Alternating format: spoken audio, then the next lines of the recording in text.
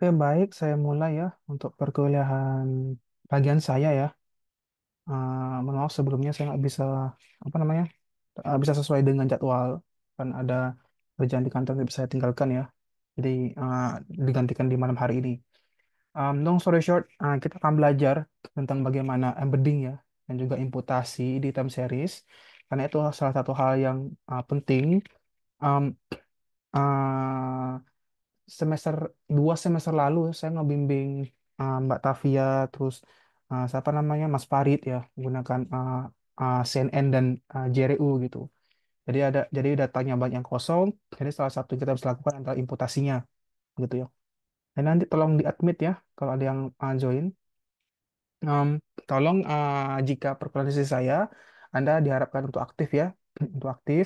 Kemudian Zoom juga di-on-kan jika tidak ada kendala, karena lebih enak mengajarnya ketika ada feedback ya. Jadi saya tahu sudah sejauh mana mungkin materi ini terdeliver ke Anda semua gitu ya.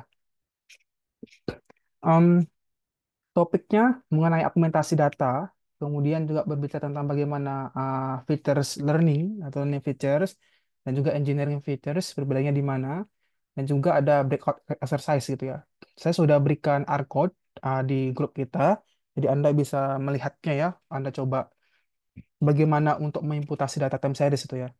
Jadi kalau time series di sini kan luas ya, bisa time series univariate, multivariate, ataupun klasifikasi berdasarkan time series. Kalau kita datanya adalah data untuk waktu begitu.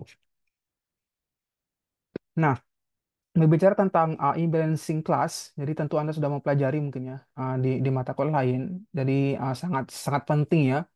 Tentu kalau kita data time series, kita bisa kelaskan juga gitu. Nah, jadi kalau berbicara tentang class imbalance, tentu itu berguna untuk fraud detection ya. Kalau kita berbicara tentang transaksi keuangan, fraud, ataupun spam detection, itu juga salah satu hal yang sangat penting. Kemudian ada disease screening, ada conflicting dan juga resume screening dan juga object detection. Sebentar. Oh, Nadine mau jadi co-host ya. Saya setkan dulu ya.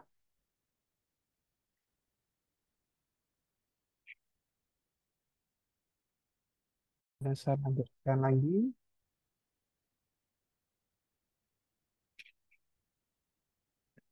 Kemudian salah satu hal yang fundamental di klasifikasi ya, termasuk di time series itu tersendiri, kalau data kita ada data series untuk klasifikasi, tentu yang paling metas adalah bagaimana ketika dia ada bias gitu ya.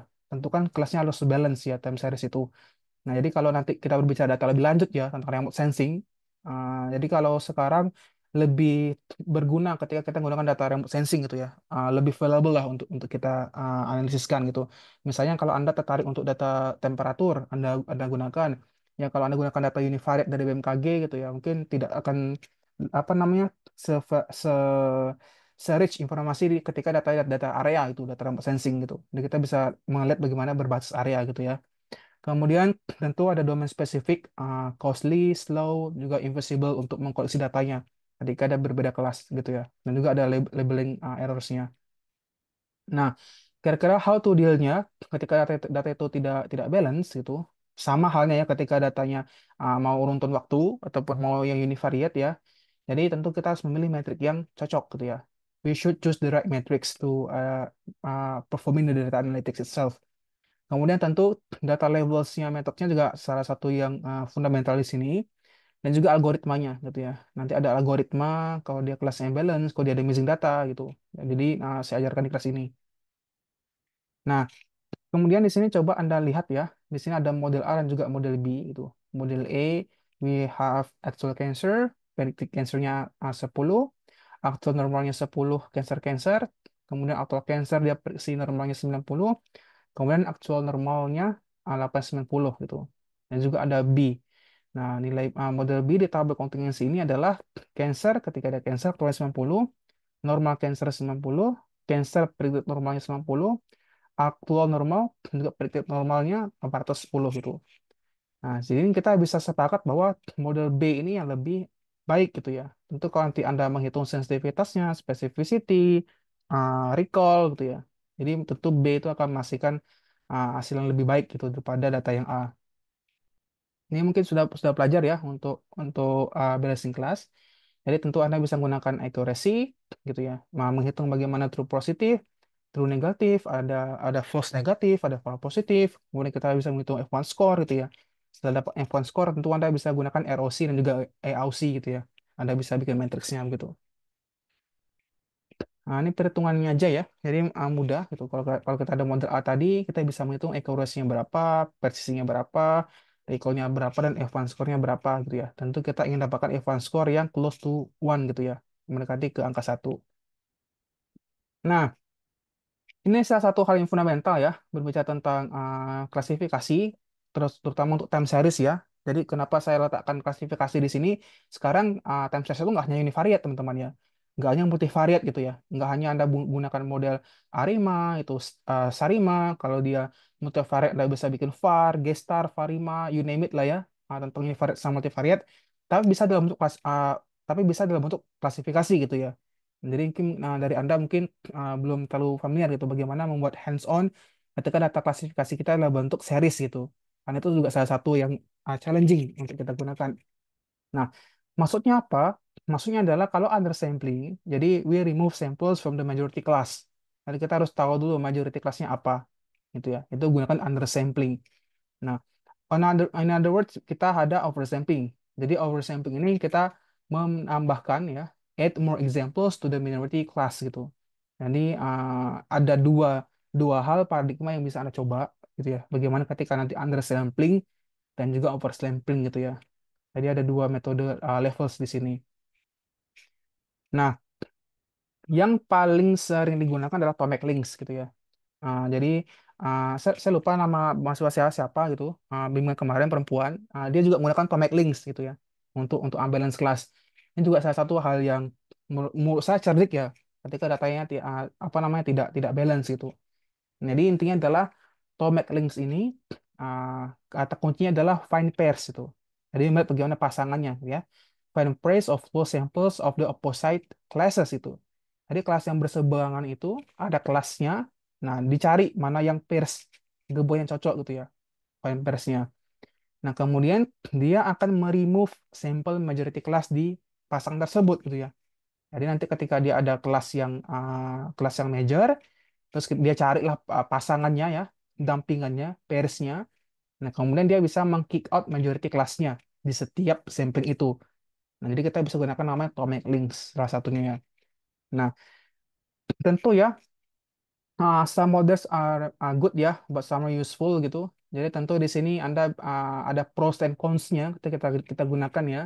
Kalau pros-nya atau advantage-nya tentu digunakan untuk boundary-nya lebih clear gitu ya. Jadi ketika dia ada boundary, ada pembatas, dia lebih jelas. Nah, cons-nya tentu apa namanya modelnya mungkin akan sedikit less robust gitu. Nah, jadi tentu ada pro sama cons-nya lah. Nah, jadi kalau Anda ingin tertarik ya skripsi ini silakan dimulai ya. Banyak masih masih sangat banyak ruang untuk Anda mengeksplor ya untuk Tomac ini gitu. Nah, kemudian ada lagi namanya Semote gitu ya. Nanti saya ajarkan tentang Semote.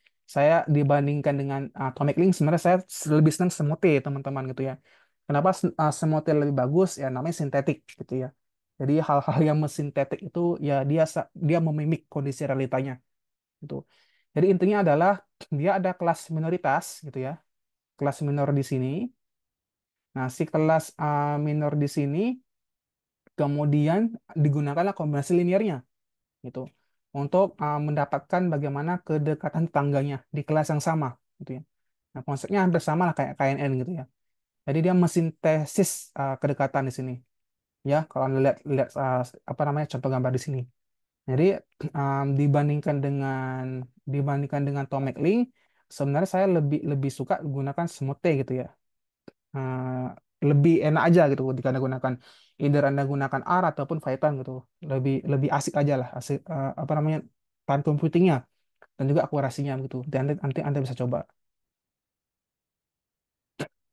gitu ya. Nah, tapi kedua hal ini, nah dia lebih cocok ketika dia datanya berdimensi rendah gitu ya. Jadi buat semua tuh Tomac Links only work on low dimensional data gitu. Jadi lebih cocok ketika data berdimensi rendah gitu ya. Jadi kalau untuk time series nah masih oke lah gitu ya. Tapi kalau nanti Anda gunakan data citra gitu ya, ya kalau bisa jangan gunakan bukan jangan menggunakan, coba cari yang data apa namanya yang lain gitu ya. Jadi bisa bisa bijak lah menggunakannya. Nah, kemudian ada lagi namanya algorithm level methods gitu. Nah, di sini tentu dia menggunakan naive Loss ya. Jadi sampel-sampel yang dia equal contribute-nya, nah dia akan menghitung nilai loss function-nya gitu ya. Nah, idenya adalah dia akan mentrainingkan gitu. Ketika ada atribut yang mungkin akan terkick out gitu ya, sama seperti lasso gitu ya, sama seperti reach, regresi rege ya, RIDGE itu, atau regresi reach, analyze gitu. Nah, sama konsepnya seperti algoritma level matrix ini. Nah, tapi tentu kalau bicara tentang algoritma level matrix ini, quantitative learning ya, atau juga class balance-nya loss, dan juga ada vocal loss di sini ya. Ya, seperti kekurangan di Somete tadi gitu. Nah, kemudian kalau untuk menghitung tentang cost sensitive learning, ini apa? Jadi ini adalah nilai cost-nya di tabel kontingensi ya. Jadi ketika nilai aktual negatifnya berapa, dan itu negatifnya berapa gitu, kita bisa asumsikan sebagai set 00 gitu. Positif negatif 10, negatif positif 01, ataupun positif positif 11. Sama seperti tabel kontingensi gitu ya. Nah, jadi kita bisa menghitung nanti nilai loss-nya seperti ini. Kita ada LX, theta, terus pertambahan nilai CIJ, ya, DJ, dengan syarat kondisi X, si parameter theta ini, gitu ya. Jadi di sini adalah perhitungan nilai loss setiap kelasnya, gitu. Kita bisa menghitung menggunakan cost sensitive learning ini. Ini masih mudah lah ya tabel kontingensi. Nah, kemudian kita bisa menghitung juga kelas balance loss-nya. Jadi bisa memberikan nilai bobot ya. Jadi tentu di statistik tentu kita harus nyari bobot yang optimum ya, agar model itu baik untuk digunakan analisisnya. Jadi di sini ada dua hal. Kita bisa menghitung non-weighted loss-nya ya dengan cara ada LX si theta, kemudian perjumlahan ya loss-nya berapa. Itu ini juga masih mudah ya, masih matematik pertambahan. Kemudian kita bisa menghitung weighted loss-nya ya. Jadi jumlah data kita dibagi jumlah samples-nya. Nanti kita akan dapat dua pembobotan itu. Non-weighted loss ataupun weighted loss gitu ya. Atau di Python, nanti Anda bisa gunakan satu baris ini. Gitu ya. Model fit, fitness, label, epochnya berapa, batasnya berapa, ya tinggal dibikin aja gitu ya. Ketika dia ada dua kelas gitu. Kemudian ada vocal loss juga. Yang tadi saya sampaikan kalau vocal loss ini lebih digunakan ketika kita ada bobot untuk data yang divergent gitu ya.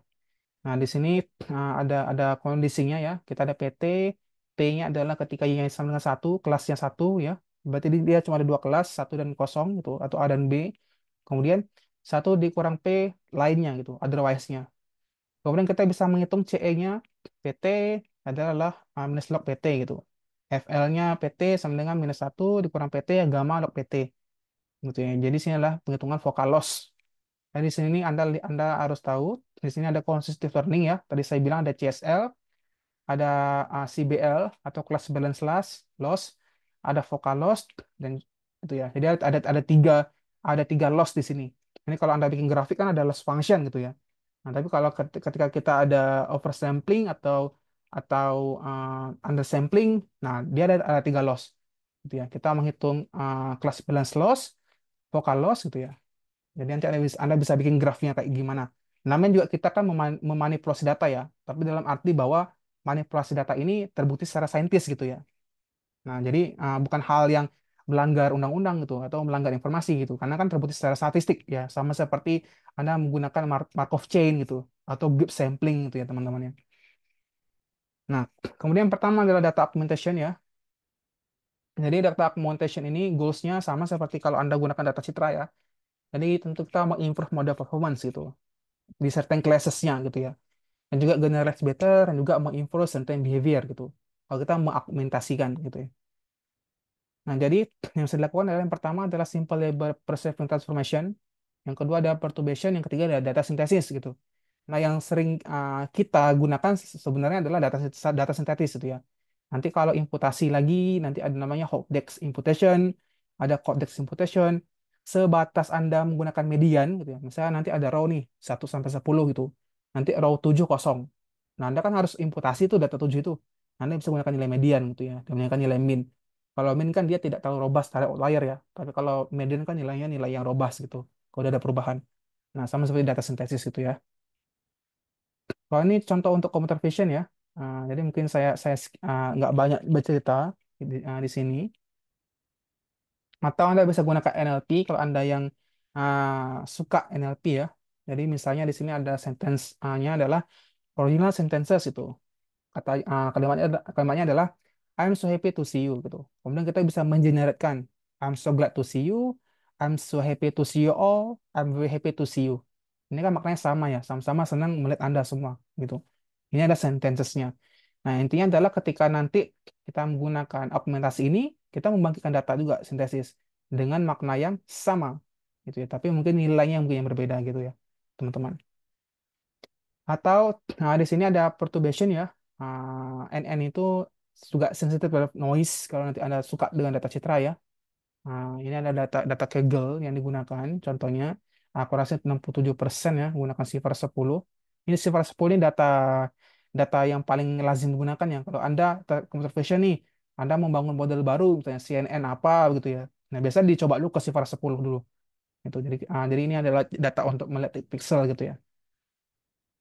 Kemudian, perturbation di computer vision juga bisa digunakan ya untuk melihat bagaimana ketika ada random noise di sini dan noise ya. Kemudian juga digunakan untuk search strategi di full. Nanti Anda bisa melihat bagaimana ada noise injection seperti ini. Nah, kalau time series ini sangat berguna ya kalau untuk melihat bagaimana noise gitu. Misalnya transaksi gitu ya, atau temperatur. Tapi kalau temperatur jarang sih ada noise. Apa ya ada noise ya?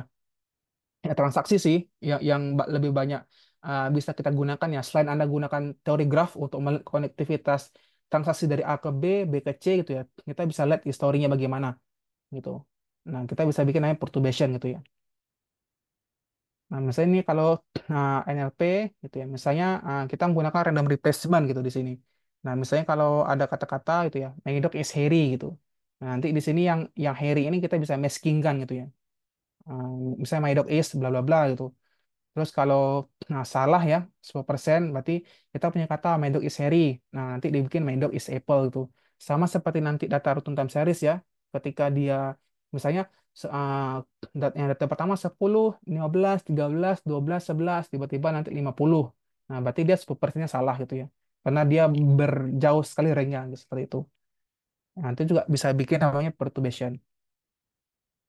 Ini sama seperti data scientist NLP tadi ya. Kalau nanti Anda ingin mengenerate satu hal, augmentasi juga bisa seperti itu. Saya nggak berbicara banyak computer vision di sini. Nah, kemudian perbedaan dari learning feature dan juga engineering feature adalah kalau untuk feature engineering gitu ya, maksudnya adalah ketika Anda gunakan random forest gitu ya, atau Anda gunakan boosting gitu. Nah, beberapa hal mungkin tidak tidak tidak memberikan promising yang terlalu bagus untuk kita gunakan gitu ya. Nah, makanya banyak model yang ada di machine learning sekarang gitu ya, itu mungkin tidak in dengan industri gitu. Nah, misal seperti ini, kita menggunakan engineering features-nya ya. Jadi misalnya kita punya kata-kata I have a dog gitu ya, he's sleeping. Nah, kemudian kalau di lemmatization di text mining ya, ini ada kata misalnya I have a dog, he's sleeping gitu. I have a dog, he's sleep. I have a dog, he's sleep gitu. Kemudian lowercase-nya adalah I have dog, he is sleep dan engramnya adalah seperti ini. Jadi maksudnya kenapa saya tambahkan ini di time series? Karena ini penting untuk Anda gunakan ketika Anda ingin crawling data di Twitter gitu ya, atau di X di time series gitu. Mungkin saya akan ajarkan di minggu depan ya. Jadi maksudnya adalah ada salah satu artikel, misal kita mau bikin stock exchange gitu atau Bitcoin dari series hari A sampai hari Z gitu. Nanti ada yang naik turun kan ya kurvanya. Nah, naik turun itu kita bisa sesuaikan. Kira-kira kenapa gitu ya? Apakah karena ada kondisi tertentu yang membuat dia tiba-tiba ada tren gitu ya, tren naik, atau tiba-tiba ada tren menurun gitu. Nah, kita bisa sambungkan antara time series dengan juga NLP gitu ya. Nah, mungkin nanti saya ajarkan di kesempatan berikutnya gitu.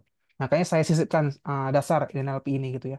Ini juga salah satu hal yang menarik untuk Anda gunakan gitu. Nah, ini ada learning features-nya. Jadi kalau misalnya nanti ada yang kosong, ya kita bisa gunakan one hot encoding itu ya, salah satunya gitu. Nggak banyak aja yang saya apa namanya analiskan. Jadi di sini saya langsung skip aja ke materi utama kita ya. Untuk apa namanya missing values ini juga sangat penting.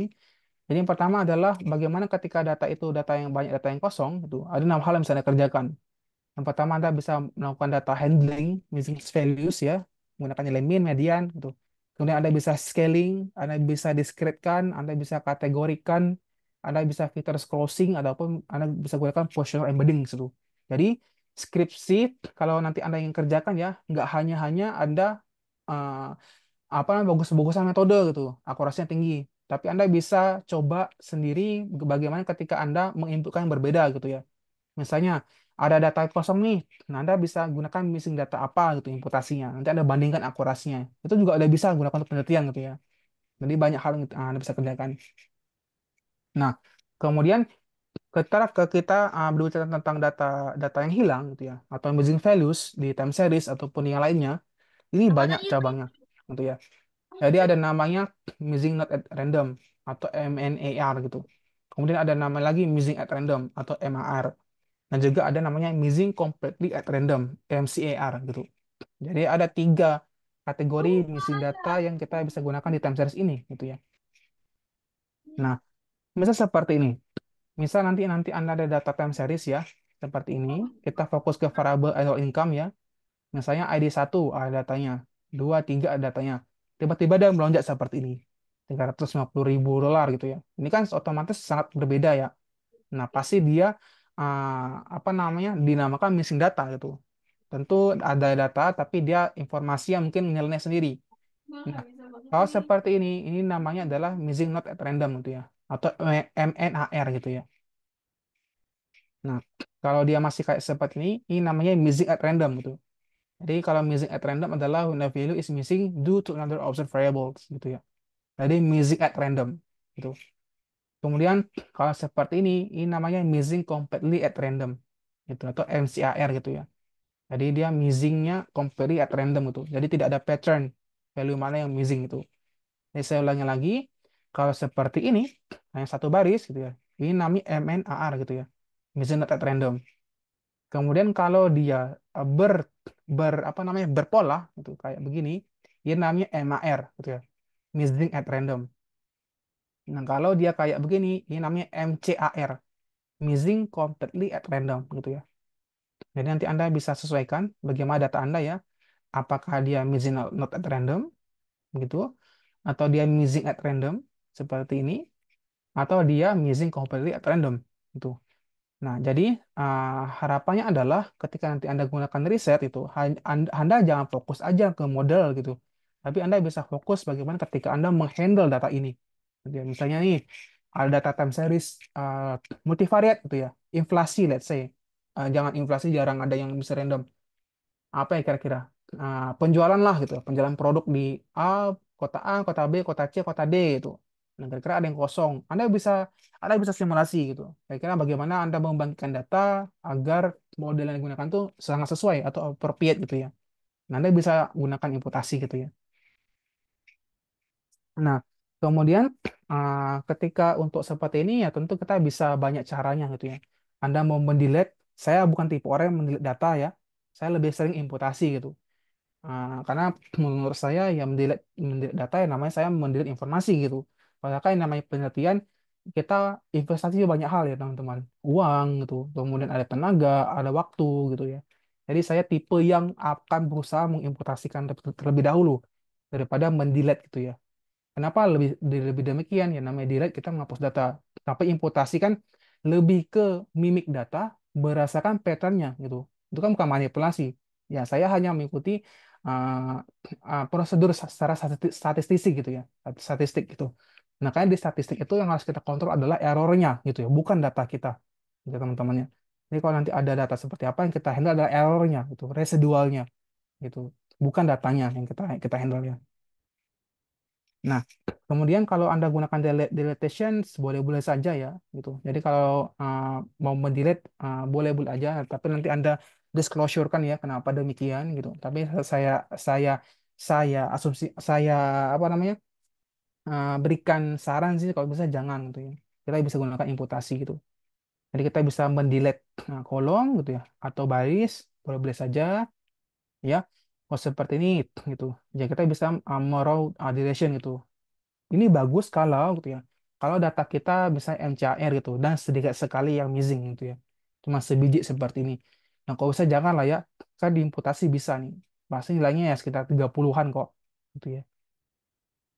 Nah, tapi kalau Anda gunakan raw deletion seperti ini kan ya sama aja kita menghapus data kita gitu ya. Bad when many examples have missing fields gitu. Nah, kemudian kalau kita data kita MNR kayak gini ya tentu jelek gitu ya, menghapus row-nya gitu. Ya, karena kita kehilangan variable annual income gitu ya. Nah, atau seperti ini juga sangat tidak dianjurkan ya kalau untuk menghapus baris ya. Kalau kita data data adalah data missing data random gitu atau MAR gitu. Ya, tentu kita akan menghapus informasi sangat banyak gitu ya. Nah, makanya kita bisa gunakan imputasi gitu ya. Jadi imputasi di sini bisa digunakan gitu ya. Banyak yang kita caranya. Ada min, median, modus itu. Kalau Anda malas imputasi gunakan komputasi ya, ya Anda bisa gunakan ini median lah, paling tidak adalah yang robust itu. Nah, kemudian untuk nanti time series ya, setelah kita imputasikan ya kita bisa gunakan sliding gitu ya. Sliding Windows itu. Jadi ini kan tentu Anda udah familiar lah ya dengan sliding Windows itu. Jadi kita bisa menslidingkan berapa periode itu ya, 46, 12, gitu ya, 36, uh, 42, 48 dan seterusnya gitu ya, sliding Windowsnya. Kemudian di sini saya akan hands on sedikit ya. Jadi di sini ada 3 R code ya, teman-teman. Jadi yang pertama adalah semote-nya gitu. Nah, semote di sini digunakan ada library-nya sebenarnya ada 3 gitu ya. Ada DWMR2 ataupun DWMR. Nah, di beberapa apa namanya seri R terbaru, DWMR ini nggak bisa ke load teman-teman. Jadi Anda bisa gunakan DWMR2 gitu ya. Nah, di sini kita gunakan tiga, tiga package yang utama ya, DWMR, DWMR2, dan juga Smart Family gitu. Nah, contohnya di sini saya gunakan data Passenger ya, yang ada, yang mudah. Kemudian di sini Windows-nya saya gunakan 12 ya, 12 bulan gitu seriesnya. Anda bisa gunakan 3, 6 gitu ya, terserah aja, boleh-boleh aja kok. Ya, Anda bisa mulai dari 6, 12 gitu. 18, boleh-boleh saja. Sama seperti LAK PACF ya, itu. Kemudian di sini dirunningkan. Kemudian di sini saya gunakan labelnya ya, thresholdnya 400.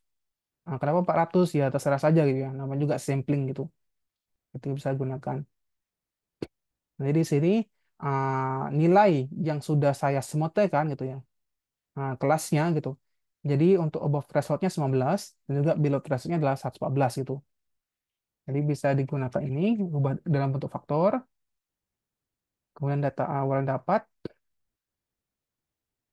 Nah, kalau error seperti ini, berarti ini dimensinya masih dimensinya belum belum sesuai gitu ya. Jadi nanti Anda bisa bisa panjangkan lagi thresholdnya di sini, gitu ya. Atau Anda kecilkan Windows-nya. Atau ini saya rubah-rubah sendiri ya untuk latihan. Nanti Anda bisa coba lagi ya di di sisi pukulan ini gitu. Jadi di sini Anda bisa coba kan thresholdnya 200 gitu ya atau 150. Kemudian Windows testnya mungkin Anda coba 6 gitu ya. Nah, ini bisa jalan kok. Tadi saya coba-coba aja iseng-iseng. Kemudian nanti di sini ada embedding. Nah, embedding ini Anda bisa gunakan library-nya sama ya, Zoo, dan juga library-nya adalah input TS ini. Anda bisa gunakan data yang sama, data Air Passenger. Nah, Anda lihat seperti ini data kita ya. Data kita ada periode Januari, Februari, Maret, dan seterusnya. Nah, ini ada NA. Gitu ya. NA, NA, NA, NA, NA. Nah, pertanyaan adalah, kalau seperti ini apakah bisa digunakan untuk skripsi? Bisa, gitu ya. Jadi nanti Anda bisa bukan coba-coba. Nanti mungkin nanti Anda bisa simulasi, misalnya input pertama Anda gunakan dan imputasi apa gitu ya. Dapatlah akurasinya sekian persen ketika Anda gunakan dasar NN. Boleh gitu ya. Misalnya Anda tuh gunakan 3 kali, at least 5 lah ya. Anda gunakan 5 kali tipe pembangkitan data gitu. Untuk metode apa gitu. Time series-nya. ARIMA gitu ya. Seharusnya sih nggak masalah gitu ya. Karena kan untuk mengambil data ini aja sudah sebuah analitik gitu ya di time series gitu teman-teman gitu ya. Jadi kalau seperti ini kita bisa gunakan banyak banyak imputasi ya. Jadi contohnya di sini gunakan apa namanya transpolasi linier gitu. Nanti kita bisa dapat datanya berapa. Nah, kita dapat data seperti ini. Jadi nanti data yang kosong kemudian Anda imputasikan. Nah, nanti akan Anda dapatnya Anda gunakan itu untuk model gitu ya. Anda gunakan Arima atau Sarima gitu atau gunakan Arvima dan lain-lain gitu. Jadi bisa digunakan untuk penelitian gitu ya. Nah, sini ada plotnya ya. Nah, jadi di sini contoh gitu. Kalau dia ada data yang kosong, yang pertama business values. Kemudian setelah diimputasi bagaimana gitu. Nah, ini adalah peak-nya. Jadi kalau kayak begini kan ya ya cenderung oke gitu ya. Dia mengikuti ternyata ada tren naik gitu ya. Nah, yang kosong-kosong ini adalah imputasi yang sangat fundamental di time series, teman-teman. Kemudian di sini contohnya menggunakan SVD ya. Mungkin Pak Gunggung udah mengajarkan SVD di semester lalu ya. Ini bisa menggunakan embedding matrix juga gitu. Nah, atau kayak begini gitu komponennya gitu ya. Ini adalah embedding. Kemudian um, ada lagi yang saya berikan ya, gunakan NN, tapi saya nggak ngerunning ya, karena apa namanya cukup cukup apa namanya cukup makan waktu ya. Saya masih simpan nggak? Oh, saya masih simpan outputnya kayaknya.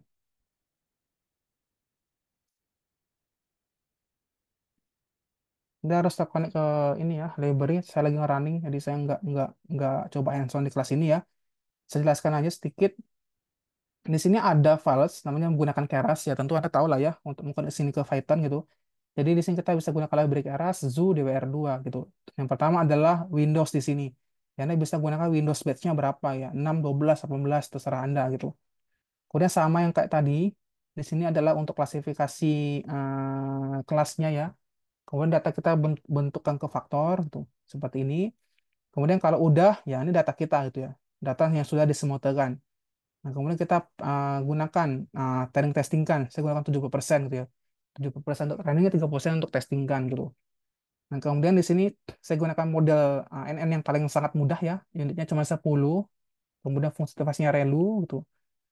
Kemudian yang paling fundamental ketika kita gunakan komputasi time series ya, nggak serta-merta hanya akurasi, tapi waktu komputasi itu matters ya. Jadi tentu kita ingin dapatkan komputasi waktunya sangat cepat gitu. Di sini kita gunakan data komputasi waktu gitu ya, atau time computing. Kemudian di sini ada data stase motenya berapa, sama ya, digunakan 70-30 lagi, dan digunakan mode NN lagi, bagaimana gitu. Nah, di sini ada codingnya nanti, ada waktu komputasi gitu ya, berapa akurasinya, dan juga berapa waktu komputasinya gitu ya. Tuh, jadi hasil sebelum semutanya bagaimana, setelah semutanya bagaimana begitu. Bentar, ini bisa saya running nggak? Oke, bisa. Kemudian yang mungkin nanti Anda bisa kerjakan ya, ada file lagi namanya sliding. Jadi di sini hanya simulasi sliding doang gitu ya.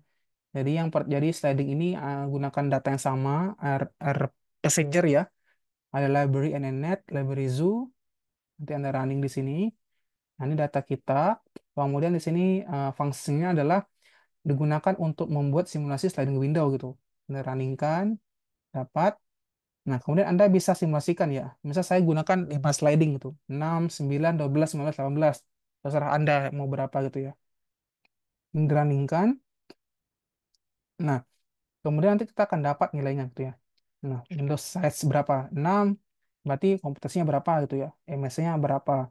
Nah, kalau seperti ini kita bisa dapatkan bahwa yang ingin kita akurasi yang apa namanya? MS yang rendah ya. 10 9 sekian ini. Untuk Windows aksesnya ada 15 gitu ya. Tapi kalau untuk waktu komputasi lebih cepat yang 9 ya. Itu sepersekian detik gitu menggunakan ini. Nanti kita peringkan resultnya, terus kita bisa bikin gitu ya plotnya. Nah, ini plot MSE sliding Windows gitu ya. Hanya perbedaan sliding aja dari 3 dari 6 sampai 18 tuh ya. 6 sampai 18. Nah, berarti kalau seperti ini yang ingin kita dapatkan itu MSE-nya bagaimana gitu ya, atau komputasinya bagaimana. Kemudian kita bisa plotkan time seriesnya, gitu ya. Nah, ini waktu komputasinya, berarti cepat gitu ya. Kemudian kita bisa latih yang menggunakan NN, bisa apa tidak nih? Oke, jadi di sini sliding tadi yang optimasi yang paling baik ya. Jadi bisa dilatihkan menggunakan neural network gitu, arsitekturnya. Jadi tentu nanti Anda, saya ngajarkan dasarnya dulu, dasar imputasi di NN ya, sebelum kita mengeksplorkan model-modelnya. Mungkin kebalik ya dengan semester lalu ya. Semester lalu mungkin saya langsung menghantam Anda dengan model-model yang susah-susah gitu ya. Tapi saya kehilangan momen untuk menjelaskan dulu bagian untuk imputasi data. Jadi kebalik gitu ya. Jadi seharusnya ini saya ajarkan semester lalu gitu ya. Baru materi semester lalu itu di semester sekarang gitu ya. Saya kebalik untuk apa namanya, meletakkan materinya gitu ya. Jadi ya at least ya saya senang sih untuk lihat beberapa report dari Anda semester lalu ya. Ada beberapa juga juga saya submit untuk publikasi. Satu udah apa namanya, bakal terbit di conference itu. Ada 4 lagi lah yang masih ongoing untuk diterbitkan gitu. Ada pertanyaan kurang lebihnya?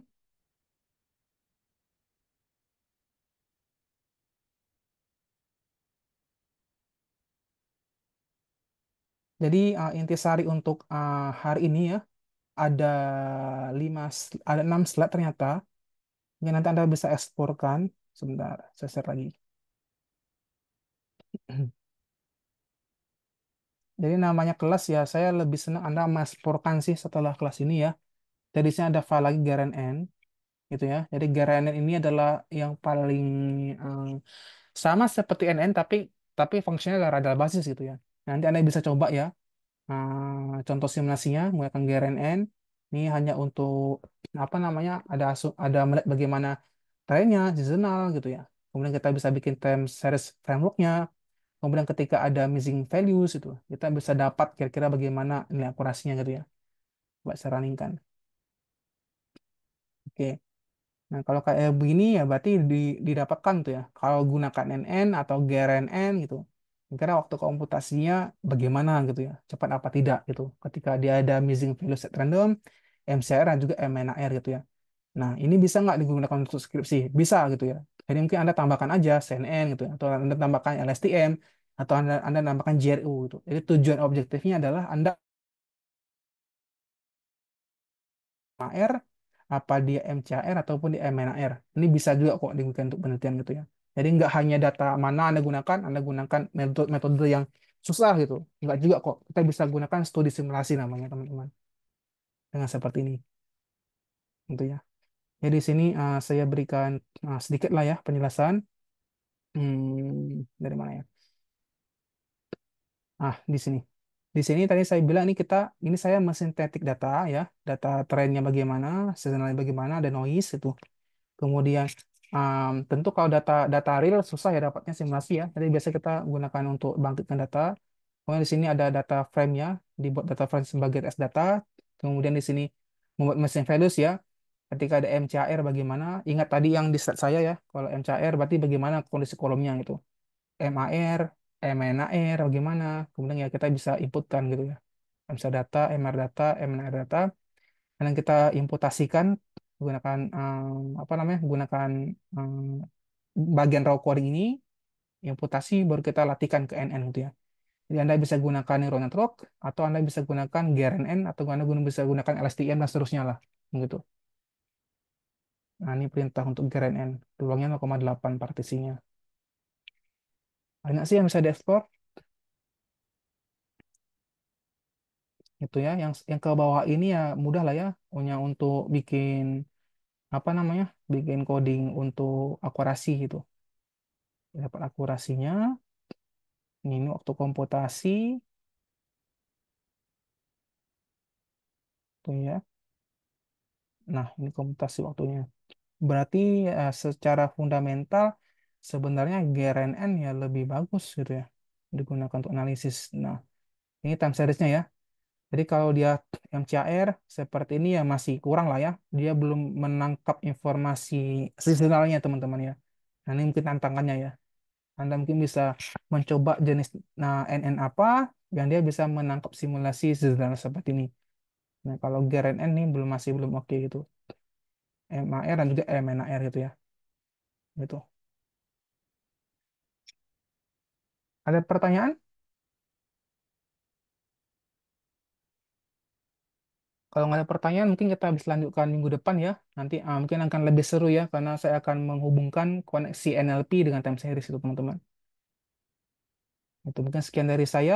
Selamat malam.